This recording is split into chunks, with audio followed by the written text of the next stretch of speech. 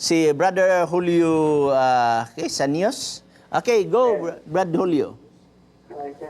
Pastor, manang asa rin nga baso ka niya ang Diyos nga adunay tulo ka persona. Okay, asa mabasa nga sa Biblia nga ang Diyos adunay persona, adunay tulo ka persona. Okay, atong basahon igsoon ha. Okay, atong ihapon. Okay, Mateo kapitulo 28, versikulo 19-20, busa panglakaw kamo ug himuan ninyong tinun-an ang tanang kanasuran, pagbautismo kamo sa ngalan sa Amahan, isa. Sa ngalan sa Anak, duha. Sa ngalan Espiritu, tulo. So, imo makita nga adunay tulo ka persona igsoon sa usa kapag gitawag natong Dios nga didto sa heavenly sa langit, no? So ato nabasa tulo igsoon. Yeah. Ako rin ito mamasa sa kwan sa responsibility nga ang Diyos dili tao. Oh, tinon na, ang Dios dili tao. Na ato pagayong basahon gani sa Ezekiel, ang tao dili Dios, di ba? Pero wa mag-ingon ang usyas nga ang Dios dili pwede magpakatao. Tinon na sa igsoon, unsa may problema kung ingon ang bersikulo sa Biblia nga ang Dios dili tao? Kay lahi man ang context nga gipasabot diha. Pero wa tay mabasa nga ang Dios dili pwede magpakatao. So kung diya sa usyas nakabasa man ka ang Dios dili tao, naa siya context nga gipasabot. Pero kung pananglitag makabasa sad ko igsoon nga si Jehova tao usab. Ato kuno tanawon igsoon. Exodus kapitulo 15 bersikulo 3. Biblia li atong patubagon igsoon ha. Exodus kapitulo 15 bersikulo 3. Natay mabasa din sa balaang kasulatan, adunay gingon niya dinhi. Siyuba mooy tao sa panggubatan, siyuba mao ang iyang ngalan. Unsa? Siyuba mao ang tao sa panggubatan. Mo man gani nga dili man nimo malimatahan ang Dios. Pwede ang Dios magpakita ingon nga tao, pwede ang Dios magpakita ingon nga kalayo, pwede ang Dios magpakita ingon nga espiritu, o pwede usab nga si Kristo magpakatao. Ato kuno tan-awon igsoon kung unsay sulti si Kristo mismo ang atong pangutan-on dinhi sa Juan kapitulo 18 sa iyang bersikulos 35, 37 aron atong mabasa ang mao nga mga punto dinhi. Ako masahon nagingon. Si Pilato mitubag, Hudiyo ba ugod ako? Ang imong kaugalingong nasod og ang ang mga saserdote nga punuan mao ang nagtugyan kanimo nganhi kanago kay unsa bay imong nabuhat 33 si Jesus mitubag ang akong pagkahari dili iya ni ining kalibutana kung ang akong pagkahari iya pa ni ining kalibutana nan moaway unta ang akong mga alagad aron dili ako ikatugyan ngadto sa mga Hudyo. Apan ang akong pagkahari dili gikan ni ining kalibutan na.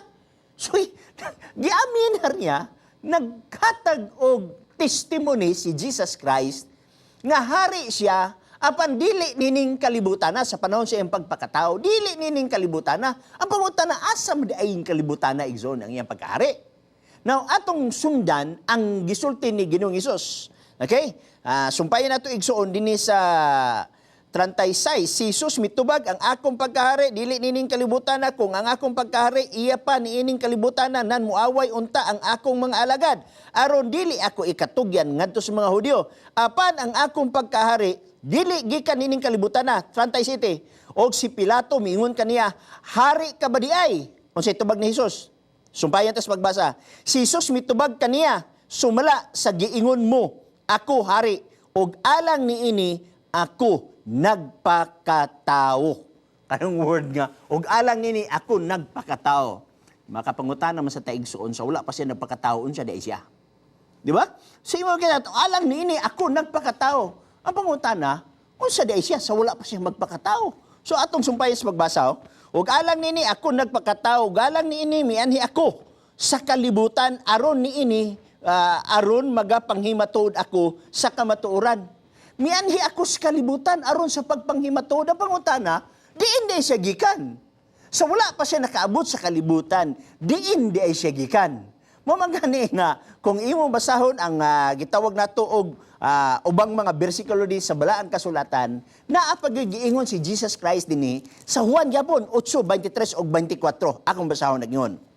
Siya miingon kaniya, kamo taga-ubos, ako taga-taas. Asan taasa? Okay? Kita taga-ubos man ta. Meaning to say, na atas earth. Nga ingon siya, ako taga-taas. Asan taasa? Okay? Tanawa.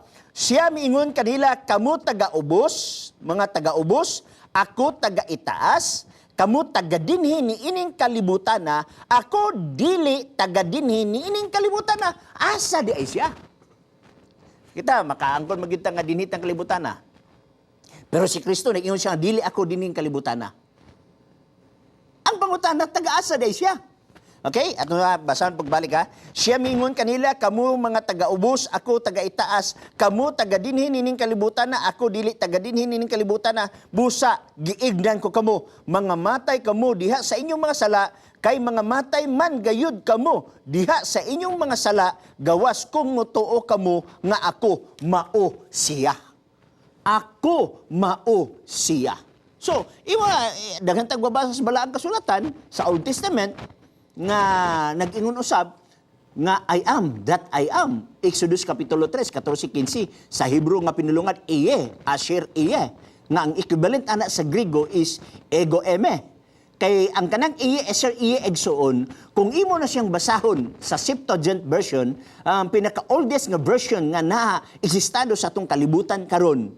Sa Septuagint, kay Greek man ang Septuagint, kanang iye, asher iye, ego eme. Now, dili sad siya sa lagma, nga kanang giingon diya sa 1:8:58, I am, ako, mao. Ego eme, the same nga ego eme sa gitawag nato og Septuagint. Okay, follow up Igsoon, kung sa imo nga follow up. Dili sa unang Timoteo 2:5, yung dati, sapagkat may isang Diyos at may isang tagapamagitan sa Diyos at sa mga tao, at ang tao si Kristo Diyos. Okay. Yung sa lugar na. Wala problema kay adunay usa ka Dios. Wait lang, kung Diyos si Kristo, kinsa may tagapamagitan sa Diyos? Okay. Dili man na siya problema Igsoon. Ang imong punto din dili na siya ebidensya nga kay mo break ta karon tutod. Dili ebidensya nga tungod kay nalitok dinis bersikulo nga adunay usa ka Dios ug adunay usa ka tigpatalay wala sa Dios ug sa tawo nga mao si Kristo. Dili na siya ebidensya nga si Kristo dili Dios. Wala tayo nabasa din nga si Kristo nag-ingon dili ko Dios. Wala tayo nagbasa sa din nga si Kristo dili Dios.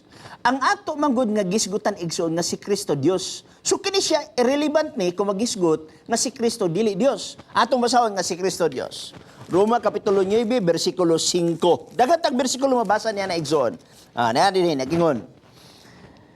Okay, last ni nga bersikulo o mag-break ta kay nabtatas break. Na ilaha ang mga patriarka o gikan kanila sa kaliwatan sumula sa pagkatao na tao si Kristo nga mao ang Dios. Na tao si Kristo nga mao ang Dios. Mao na ni ang eksplikasyon sa gibasa nato nga tungod ni ako nagpakatao. Dito sa kuwan, 1:8 Okay? Nakabutang sinabi sa kanila ni Jesus, kung ang Diyos ang inyong Ama, ay inyong iibigin ako, sapagkat ako'y nagmula at nanggaling sa Diyos, sapagkat hindi ako napakit sa aking sarili, kundi sinugo niya ako. Ibig sabihin pala, sinugo ng Diyos si Kristo. Kasi si Kristo nanggaling sa Diyos. May pinagmulan po pala si Kristo. Gikan siya sa Diyos. Ibig sabihin, iba po ang Kristo at iba din po yung Diyos. That's conclusion. Bakit po? Ay nga nga mga konklusyon sa pangingon nga si Kristo gikan sa Dios. Sa ato pa si Kristo dili Dios. Wala mag-ingon ang bersikulo nga si Kristo dili Dios. Nagingon nga si Kristo gikan sa Dios. Sa pag-ingon lugar nako nga ako gikan sa akong balay unsay but pasabot kana yung balaya ang ako nupuy-an og wala ko'y balay kanhi pa. Okay? Kay kapila kami nga mga pastor, sige may migbalin-balhin. Ang akong katapusang balay nga gipuy-an ako karon na Silver Creek. Pero before sa Silver Creek, nakapuyo ko Bukidnon, nakabuyo ko og Hinguog, nakapuyo ko og Iligan. So pag ingon nga gikan ko sa Silver Creek, butman sabton nga dili ko gikan sa Hinguog, kaniadto dili ko gikan sa Iligan. So pag ingon nga gikan, dili but sabton igsuon nga naa siya'y gitawag nato og limitasyon o kanang imong giingon igsuon nga suguan ninyo ako ang Dios pwede mo gani nimo gitawag nato og masugo igsuon ang mga punto nga naa sa balaang kasulatan dinhi no kanang atong pag-ampo landaan igsuon ato makita dinhi nga ato siyang gitagaan og panahon sa pagtubag sa ato nga mga pag-ampo so imo siya nga gitawag masugo pero ang pangutana mo ni kay si Kristo gikan man sa Dios kanus aman siya o unsang pitsaha o unsang nga mga tuiga gikan ba sa kanhing panahon nga walay katapusan ato kunon tan-awon ang balaang kasulatan aron mahaom nato dili lang nato tagaan og conclusion ang kada bersikulo nga atong mabasa. Let the Bible speaks itself, no? Atong tan-awon ang Malakay kapitulo 3, Mikias kapitulo 5 sa iyang bersikulo 2 niya gingon ang balaang kasulatan ni. Basahan ako. Apan ikaw Bethlehem Epratah, ikaw maoy jutay nga lungsod diha sa taliwala sa mga linibo nga banay sa Huda. Gikan kanimo dunay usa nga mugula nganhi kanako nga mahimong mangmamando sa Israel. Wa may lain tawo nga natawo dito sa Bethlehem ug Epratah, si Jesus Christ naman. Sumbayan tas magbasa. Kanimo dunay usa nga mugula nganhi kanako nga mahimong magmamando sa Israel. Kang kansang kaagi sa kagikanan, gikan pa sa kanhing panahon, gikan sa walay katapusan. So diin gikan ning bata nga natawo sa Bethlehem Epratah, gikan sa walay katapusan. And that word, gikan sa walay katapusan, walay pagundang. Gikan sa Hebrew word nga olam, meaning to say, walay sinugdanan, walay katapusan. So imo makita, kining gisgutan din nga bata nga natawo, gikan sa kanhing panahon, gikan sa walay katapusan. So sa pagiyong nga gikan siya sa Dios, walay problema. Ngayon ko gikan ko Silver Creek, dilibot sabton nga dili ko gikan sa Ingog, dilibot sabton nga dili ko gikan sa Iligan. Pero aron makita og mahusay nato si Kristo gikan sa kanhing panahon, gikan sa walay katapusan, meaning walay sinugdanan. Okay, follow up Igsoon. Sige, wala to. Okay, daghan salamat Brother Julio sa imong Salamat po kayo. Dagan salamat. So malipay man sa taning mga tawo nga nimungutana nato dinhi, nga diin mahitungod usa sa pagtulunan sa Seventh-day Advent. At least nakita og natin-aw nga si Kristo gikan sa kanhing panahon, gikan sa walay katapusan. Mo nang giingon si Jesus Christ sa gitawag sa balaang kasulatan igsuon nga sa wala pa si Abraham mauna ako. Juan kapitulo 8, bersikulo 58. Tiaw mo na igsoon, nag-ingon si Jesus Christ, sa wala pa si Abraham, mauna ako. Mauna nga tinaw, klaro, nga siya nagpakatao. Busa atong hangyo, labi na sa kinabagaan ng mga Christian, kung wala pa ta nagtuo nga si Kristo nagpakatao, it's time na nga mutuo kita. Atong tanaw na, usa kini sa ilahanan sa pagpangita sa kamaturan. Unang Juan, Kapitulo 4, sa iyang bersikulo 2. Atong makita din ang gisgutan sa balaang kasulatan. Okay? 1 John chapter 4, verse 2. Inyong mahibaluan ang Espiritu sa Dios. Okay? Pinaagi niini ang matag usa ka Espiritu nga magaila nga si Jesucristo nagpakatao kini iya sa Dios. So kung imong ilhon nga si Kristo nagpakatao kini iya sa Dios. So imo siyang gila nga siya nagpakatao. So nakailasag ka, so wala pa siya nagpakatao. Mao na ang pagka-Dios usa ka misteryo.